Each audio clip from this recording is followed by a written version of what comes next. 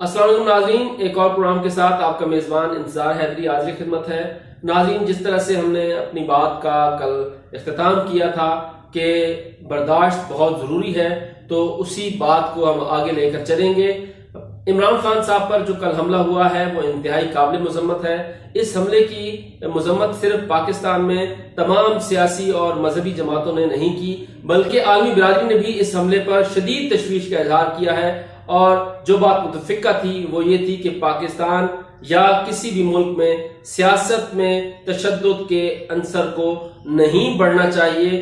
اس کی وجہ سے معاملات خراب ہوتے ہیں، اس کی وجہ سے عدم استحکام آتا ہے، اس کی وجہ سے جمہوریت پر خطرات مزید گہرے ہوتے ہیں، اور اس کا نقصان یا اس کے اثرات پھر نہ صرف پاکستان پر، اس ملک پر پڑتے ہیں، بلکہ اس کے آس پڑوس پر بھی اس کے اثرات مرتب ہوتے ہیں۔ پاکستان اس وقت انتہائی مخدوش معاشی صورتحال کا شکار ہے۔ عدم استحکام جو ہے وہ مسلسل بڑھ رہا ہے، جس کی وجہ سے ڈالر کی قیمت جو ہے وہ کبھی اوپر جاتی ہے اور کبھی بہت اوپر جاتی ہے اور نیچے آنے کا نام نہیں لیتی۔ دوسری طرف پیٹرولیم مصنوعات میں مسلسل اضافہ اس لیے ہو رہا ہے کہ ہمیں IMF کی سخت ترین پالیسیوں نے جکڑا ہوا ہے، لیکن افسوس کی بات ہے کہ سیاستدان کارکنوں کو صرف اپنے مقاصد کے لیے، اپنے اقتدار کے لیے استعمال تو کرتے ہیں، لیکن انہیں یہ نہیں بتاتے کہ سیاسی اختلاف کو سیاسی دائرے تک محدود رہنا چاہیے، اسے تشدد کی شکل نہیں دی جانی چاہیے۔ لیکن کل ہم نے دیکھا کہ جب یہ حملہ ہوا اس کے بعد بہت زیادہ پاکستان تحریک انصاف کے کارکن جذباتی نظر آئے۔ ان کا جذباتی پن فطری تھا کہ جب ان کے لیڈر پر حملہ ہوا تو اس کے بعد انہوں نے احتجاج کیا، لیکن پاکستان کے کینٹ ایریاز میں جس طرح سے احتجاج ہوا ہے اور جس طرح سے نعرے لگائے گئے ہیں، یہ نعرے بالکل ویسے ہی تھے جیسے تاریخ میں صدر ایوب کے خلاف نعرے بازی کی گئی تھی۔ بالکل اسی سے ملتے جلتے الفاظ تھے جو موجودہ قیادت کے بارے میں کہے گئے اور جس طرح سے جذباتی پن کا مظاہرہ کیا گیا۔ تو اس طرح کی صورتحال جو ہے وہ کسی صورت بھی پاکستان کی سلامتی کے لیے اور پاکستان کے استحکام کے لیے بہتر نہیں ہے۔ اب آتے ہیں اس سانحے کی طرف جو کل ہوا، اور اس حوالے سے کچھ اہم ترین سوالات ہیں جو اٹھائے جا رہے ہیں، اور اس کے اوپر اب تحقیقات پنجاب کی JIT کرے گی۔ پنجاب چودھری پرویز الہی نے قائم کر دی ہے، تحقیقات کی جائیں گی۔ وہاں پر 12 کیمرے تھے، ان 12 کیمروں کی فوٹیجز کو دیکھا جائے گا۔ اس کے علاوہ وہاں پر CCTV فوٹیجز تھی، ان کو بھی دیکھا جائے گا۔ دیکھا جائے گا کہ کتنے حملہ آور تھے، کیا فقط ایک حملہ آور تھا جو گرفتار ہوا یا اس کے علاوہ بھی تھے۔ یہ اطلاعات آئی تھی کہ 3 حملہ آور تھے جنہوں نے حملہ کیا، ایک نیچے تھا اور 2 اوپر تھے۔ کل کنٹینر سے بھی یہ بات سامنے آئی، وہاں سے بھی ایک عینی شاہد نے یہ کہا کہ 3 حملہ آور تھے اور اس کو میڈیا نے رپورٹ بھی کیا۔ اب اس کا جائزہ لیا جائے گا۔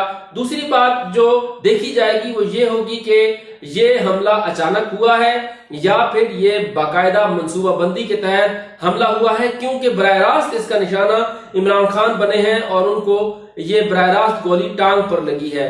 تو اس کا بھی دیکھا جائے گا، اس کا جائزہ لیا جائے گا کہ کس طرح سے گولی عمران خان کو لگی ہے۔ اور تیسری جو اہم بات ہے وہ یہ ہے کہ کتنے ہتھیار استعمال ہوئے ہیں اور کون کون سے ہتھیار استعمال کیے گئے ہیں۔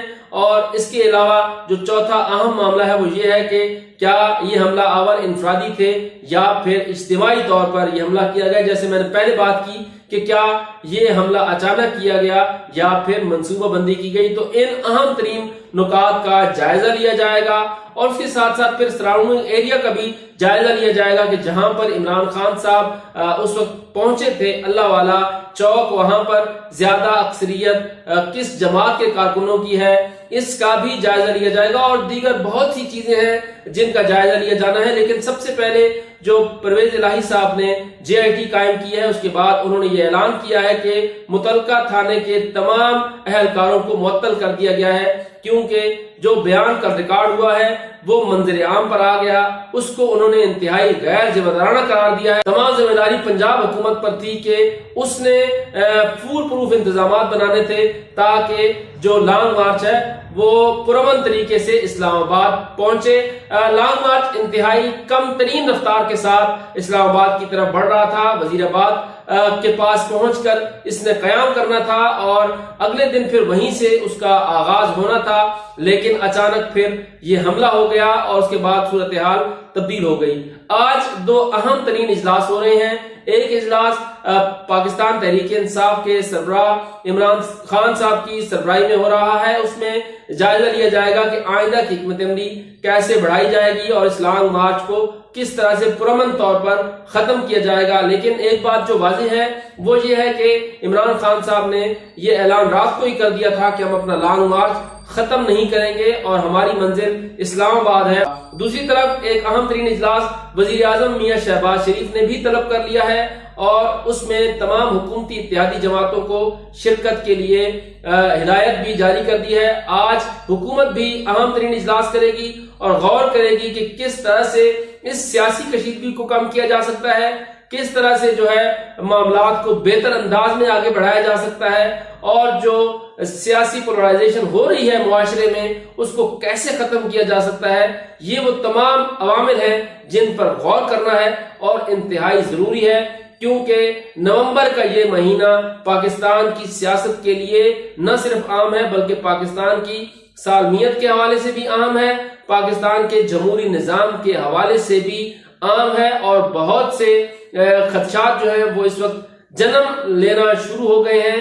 ان تمام خدشات کا جو خاتمہ ہے وہ اسی صورت میں ہوگا جب تمام سیاسی قائدین ایک نقطے پر یعنی مذاکرات پر متفق ہوں گے۔ ہم نے گزشتہ سے پیوستہ پروگرام میں یہ کہا تھا کہ معاملات جو ہیں وہ افہام و تفہیم سے ہی حل ہو سکتے ہیں، مذاکرات سے ہی حل ہو سکتے ہیں، اور جب ہم نے یہ کہا تھا کہ بیک گراؤنڈ مذاکرات ہو رہے ہیں تو اس وقت حکومت کی طرف سے بھی تردید کی گئی اور پاکستان تحریک انصاف کی طرف سے بھی تردید کی گئی کہ کوئی مذاکرات نہیں ہو رہے، لیکن پھر ان مذاکرات کی تصدیق جو ہے وہ خود وزیر اعلیٰ پنجاب چودھری پرویز الہی نے کی کہ مذاکرات کیے جا رہے ہیں۔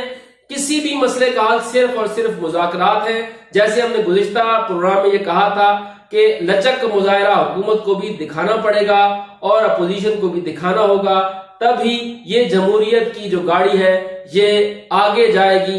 بصورت دیگر پاکستان کی سیاست جو ہے پھر ایک مرتبہ بند گلی کی طرف چلی جائے گی، جس طرح سے ہم مسلسل یہ کہتے آ رہے ہیں کہ پھر جو سیاہ گہرے بادل ہیں وہ مزید گہرے ہو جائیں گے اور نہ پھر عمران خان صاحب اپنا ہدف حاصل کر سکیں گے اور نہ ہی پھر مخلوط حکومت اپنی کارکردگی بیان کر سکے گی۔ تو بہتر ہے کہ ابھی سے سیاسی جماعتیں سنجیدگی کا مظاہرہ کریں، آپس میں مذاکرات کریں اور مذاکرات کے لیے حل تلاش کریں۔ اگر حل قبل از وقت انتخابات ہیں تو انتخابات کے حوالے سے چیزوں کو ڈسکس کیا جائے، کس طرح سے انتخابات ہو سکتے ہیں، کس طرح سے مردم شماری کا معاملہ جو ہے وہ جلد سے جلد نمٹایا جا سکتا ہے، کس طرح سے نگران سیٹ اپ بنایا جا سکتا ہے۔ تو ان معاملات پر بہرحال حکومت کو اور اپوزیشن کو مذاکرات کرنے ہوں گے، اس کے علاوہ کوئی چارہ نہیں ہوگا۔ بصورت دیگر سیاسی تصادم نہ پاکستان تحریک انصاف کے حق میں بہتر ہوگا، نہ مخلوط حکومت کے حق میں بہتر ہوگا، اور نہ ہی اس کا پاکستان کے عوام کو کوئی فائدہ ہوگا، البتہ نقصان ضرور ہوگا۔ پہلے ہی پاکستانی قوم جو ہے وہ مہنگائی کی چکی میں پس رہی ہے، پہلے ہی پاکستانی قوم جو ہے اسے بدامنی کا سامنا ہے، پہلے ہی پاکستانی قوم جو ہے وہ اپنے بچوں کے مستقبل کے حوالے سے پریشان ہے، پہلے ہی اس پاکستانی قوم نے بہت سی لاشیں، بہت سی دہشت گردی، بہت سی انتہا پسندی دیکھ لی ہے، پہلے ہی پاکستانی قوم بہت سی تفریقوں کا شکار ہے۔